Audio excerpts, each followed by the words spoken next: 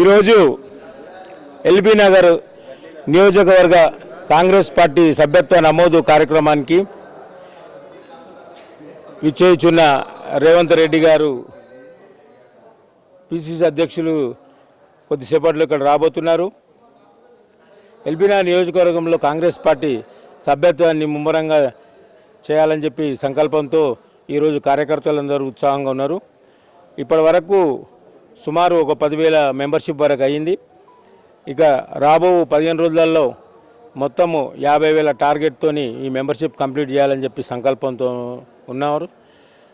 అదేవిధంగా ఈరోజు రాష్ట్రంలో అయితే టీఆర్ఎస్ పరిపాలన కొనసాగుతుందో ఈ యొక్క రాక్షస పరిపాలన అంతమొందించాలంటే ఈ కాంగ్రెస్ పార్టీ అధికారంలోకి రావాలని కాంగ్రెస్ కార్యకర్తలు నాయకులు అందరూ ఈ సభ్యత్వాన్ని రాష్ట్ర వ్యాప్తంగా ముమ్మరంగా చేపట్టడం జరుగుతుంది. సుమారు ఒక 30 లక్షల మంది సభ్యులను చేర్పించాలని రాష్ట్ర నాయకత్వం సంకల్పించింది. మరి వారి నాయకత్వంలో కాంగ్రెస్ పార్టీ బలోపేతం అవుతుందని చెప్పి పూర్తిగా మేమందరం నమ్ముతూ ఈ కార్యక్రమాన్ని దిగ్విజయం చేస్తున్నాం. ఎల్బీ నగర్లో రానున్న ఎలక్షన్లో కాంగ్రెస్ పార్టీ ఎలా బలోపేతం అవుతున్నారు, ఎలా విజయవంతంగా అసలు కాంగ్రెస్ పార్టీ అధికారంలోకి ఇక్కడ వస్తారు?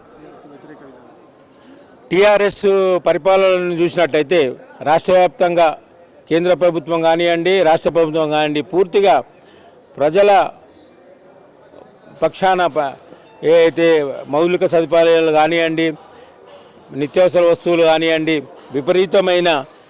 విపరీతంగా పెరిగిపోవడం వలన రాష్ట్ర ప్రభుత్వం ఏదైతే ఎన్నో స్కాములతో ఏదైతే ఉందో రాష్ట్ర ప్రభుత్వం ఈరోజు ప్రజలు విసికి వేసారిపోయారు. కాబట్టి కాంగ్రెస్ వైపే మొగ్గు చూపుతారని చెప్పి మేము అనుకుంటున్నాం.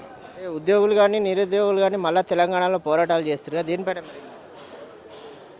ఏదైతే వాళ్ళు ఎన్నికల మేనిఫెస్టోలో ఏదైతే నిధులు నియామకాలు ఏదైతే నినాదంతో ముందుకొచ్చినా తెలంగాణ ఏర్పడ్డదో ఈరోజు అవి ఏవీ జరగకుండా తెలంగాణ రాష్ట్రంలో ఈరోజు పూర్తిగా కుటుంబ పరిపాలన జరుగుతూ వారి యొక్క స్వలాభాల కోసము ప్రాజెక్టులు లక్షల కోట్ల రూపాయలు దోచుకోవడం జరుగుతుంది. కాబట్టి ఈరోజు తప్పకుండా కాంగ్రెస్ పార్టీని ప్రజలు ఆదరిస్తారని చెప్పి మేము అనుకుంటున్నాం.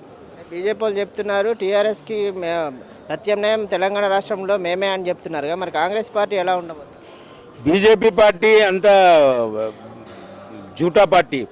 ఈరోజు భారతీయ జనతా పార్టీని తీసుకున్నట్టయితే వాళ్ళు ఎప్పుడు చూసినా కూడా రామజన్మభూమో లేకుండా మతతత్వం రెచ్చగొట్టడము, దేశవ్యాప్తంగా ఇప్పుడు హైదరాబాద్ నగరంలో ఉన్న ఎంఐఎం పార్టీని దేశవ్యాప్తంగా పోటీలో నిలబెట్టి వాళ్ళని తిట్టించుకొని ఈరోజు హిందువులని రెచ్చగొట్టి ఈరోజు లబ్ధి పొందడానికి చూస్తున్నది. పూర్తిగా బీజేపీ పార్టీ ఈరోజు దేశవ్యాప్తంగా పూర్తిగా 2 పర్యాయాల నుంచి పూర్తిగా నిత్యావసర వస్తువులు కానీ పెట్రోల్ ధర చూసినట్టయితే గతంలో ఉన్న రేట్లకు కానీ ఇప్పటి కానీ చాలా వ్యత్యాసం ఉన్నది. పూర్తిగా ఈరోజు బీజేపీ పార్టీ విఫలమైందనే చెప్పొచ్చు. తెలంగాణ ఇచ్చింది కాంగ్రెస్ పార్టీ, అయినా తెలంగాణలో కాంగ్రెస్ పార్టీ అధికారం రాలేదు. ఇప్పుడు రేవంత్ రెడ్డి గారు టీపీసీసీ అధ్యక్షుడు అయిన తర్వాత కాంగ్రెస్ పార్టీ ఎలా ఉండబోతుంది రానున్న రోజు? తెలంగాణ ఇచ్చింది కాంగ్రెస్ పార్టీ. ఏదైతే కాంగ్రెస్ పార్టీ గతంలో కూడా 2 పర్యాయాలు గవర్నమెంట్ ఉండడం వల్ల తెలంగాణ ఇచ్చినా కూడా ప్రజలు కేసీఆర్ గారి మీద ఒక అభిమానంతో అతను పోరాటం చేస్తుందని చెప్పి ఆయనకు అవకాశం కల్పించారు. రెండవసారి చూసినట్టయితే కాంగ్రెస్ పార్టీ వాళ్ళ స్వయం కుతాబ్దంతో తెలుగుదేశంతో కలవడం అదొక మైనస్ పాయింట్ అందని అనుకుంటున్నాను నేను.